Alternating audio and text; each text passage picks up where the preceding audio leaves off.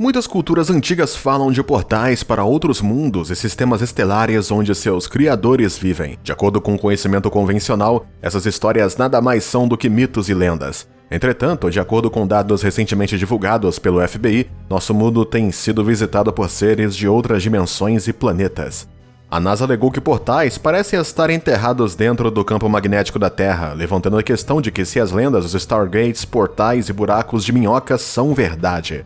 Nos últimos anos, no entanto, a internet tem se incendiado com especulações de que uma gravura em forma de carta em Anuradhapura é um Stargate, que é um portal antigo através do qual a humanidade pode acessar o universo.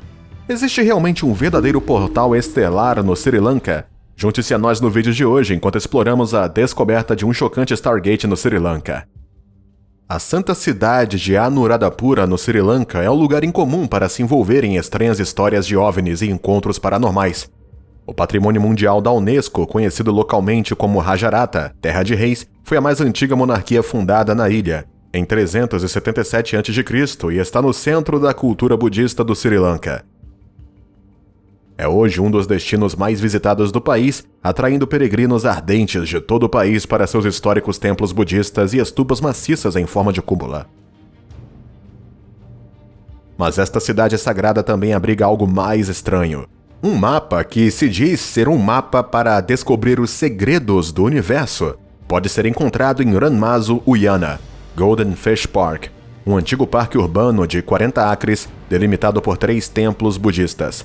Sakwala Chakraya, que significa ciclo do universo em singalês, é uma face de rocha rasa cortada entre as ruínas protegidas do parque, que tem aproximadamente 1,8 metros de diâmetro. Sua fachada frontal só pode ser vista do nível do solo. De fato, 4 assentos foram esculpidos na superfície da rocha plana oposta para proporcionar o melhor local de visualização. Tanto o mapa quanto os assentos, que também são de origem incerta, têm intrigado historiadores, arqueólogos e acadêmicos por mais de um século. Ranmazu Uyana foi usada por um período prolongado na história, afirmou o professor Raj Somadeva, professor sênior de arqueologia da Universidade de Kelania, no Sri Lanka. A segunda grande fase de desenvolvimento parece ter começado no século VII d.C. Durante esse período, várias novas construções foram acrescentadas ao layout anterior do jardim. O quadro poderia ser uma obra deste período, mas é impossível saber porque sua existência, função ou qualquer coisa relacionada a ela não é mencionada em nenhum registro histórico, que foram meticulosamente mantidos por monges budistas. Embora pouco se saiba sobre o gráfico e sua finalidade, o simbolismo é incongruente com outras esculturas do período Anuradhapura. O centro da carta é composto por 7 círculos concêntricos separados por linhas paralelas verticais e horizontais. Pequenos círculos cruzados são vistos em seções retangulares e figuras como guarda-chuvas ou arco e flechas, uma pipa, linhas onduladas e formas cilíndricas são visíveis ao olho destreinado. Um anel externo apresenta animais marinhos, como peixes, tartarugas e cavalos marinhos, quando comparado a outras esculturas do mesmo período, como a Sandakada Pantana, que retrata videiras, cisnes e um lótus, tudo indicativo do imaginário budista. O quadro não tem contexto religioso, deixando ele sem uma explicação evidente sobre o porquê de estar aqui. Isso deixou bem aberto à especulação online. Antes da internet, o gráfico recebia pouca atenção no Sri Lanka. Se diz que sobreviveu aqui, escondido à beira de uma colina, após a queda da monarquia Anuradhapura. Pouco impressionante em comparação com seus arredores de tirar o fôlego, completos com lagoas gêmeas e pavilhões de banho, que se acredita terem sido usados pela realeza. De fato, se os estrangeiros chegassem à terra por aqui, eles não poderiam ter escolhido um local melhor. Estes preciosos terrenos do templo são em sua maioria abandonados e protegidos pelas autoridades. H.C.P. Bell, um oficial civil britânico nomeado como primeiro comissário de arqueologia do Ceilão, o antigo nome do Sri Lanka, foi o primeiro estudioso a reconhecer o significado arqueológico do mapa. Em seu relatório de 1911 para o governador do Ceilão, Bell incluiu uma descrição do mapa, concluindo que este antigo mapa do mundo, talvez o mais antigo existente, é de um interesse extraordinário. Sua presença testemunha a antiguidade dessa tradição astronômica ainda perseguida em alguns dos mosteiros budistas do Ceilão. Embora o mapa não se assemelhe a um mapa em um sentido moderno, Bell disse que ele exibe um antigo mapa cosmográfico ilustrando com ingenuidade as noções budistas do universo.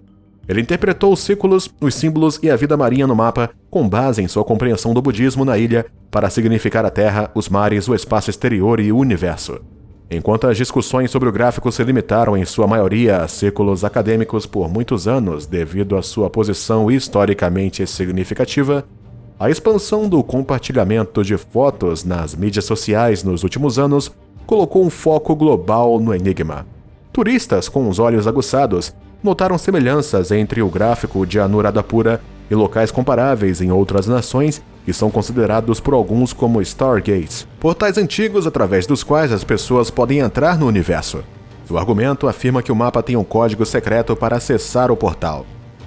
Os teóricos da conspiração indicaram que o Stargate de Anuradhapura tinha formas e marcas quase idênticas às encontradas em Abu Ghraib, no Egito, e La Puerta de Raicumarca, no Peru. A semelhança mais notável foi reivindicada. A semelhança mais notável, foi dito, pois os rumores em torno do Stargate do Sri Lanka chegaram a um ponto alto de todos os tempos é sua proximidade com a água.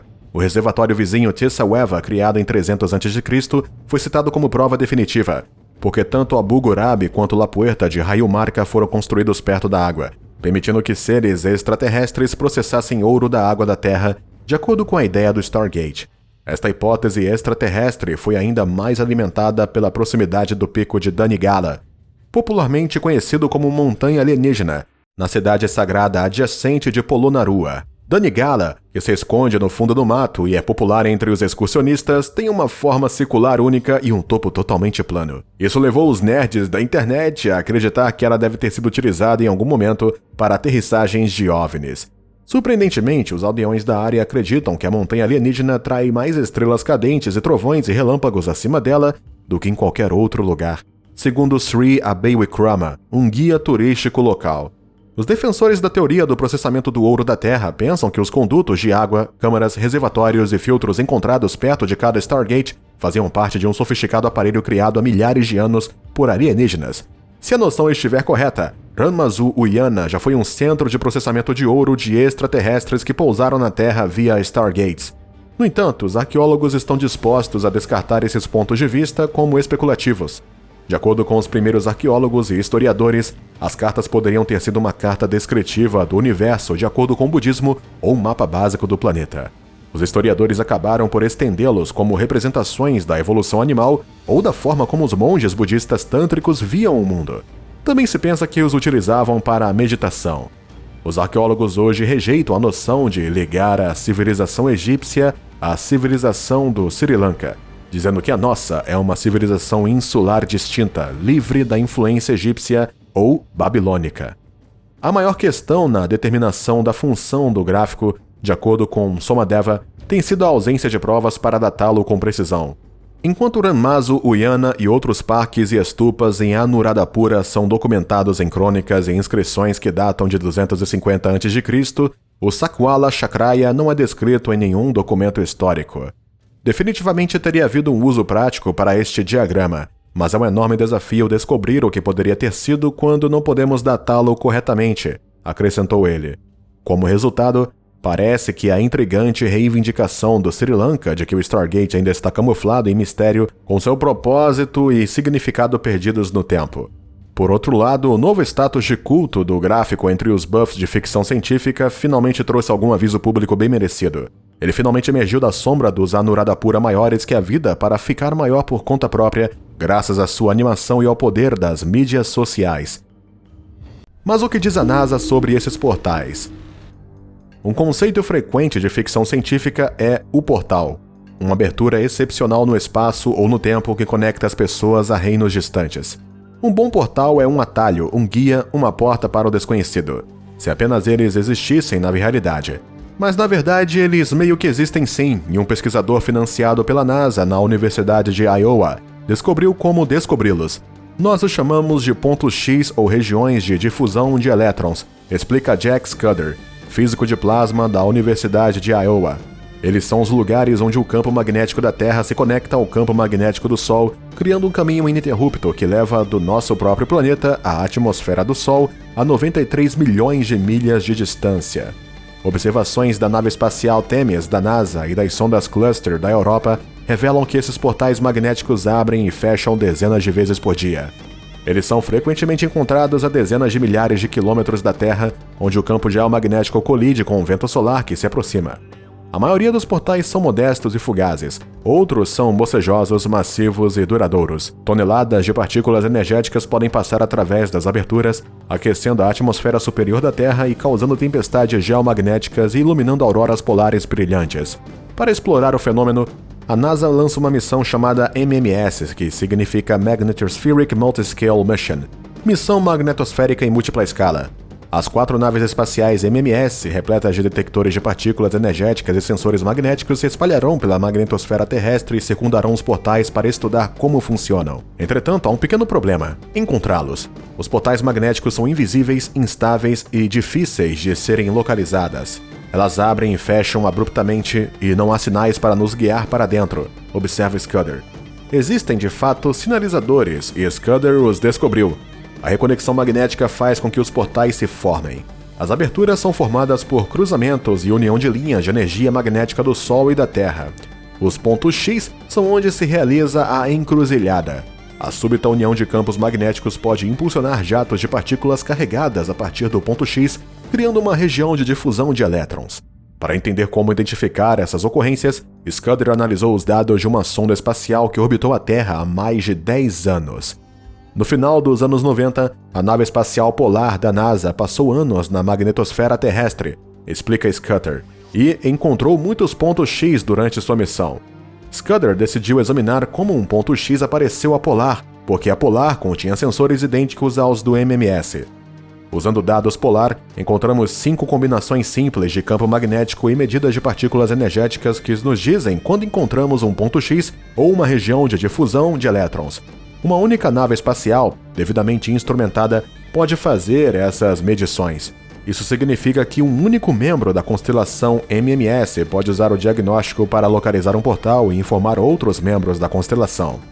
Os planejadores da missão há muito tempo assumiram que a MMS poderia precisar passar por cerca de um ano aprendendo a descobrir portais antes de poder investigá-los. O esforço do Scudder agiliza o processo, permitindo que a MMS comece a trabalhar imediatamente. É um atalho digno dos melhores portais fictícios, exceto que desta vez os portais são reais, e com os novos sinalizadores sabemos como encontrá-los. Você acredita na existência de Stargates ou portais na Terra? Fala pra gente nos comentários abaixo.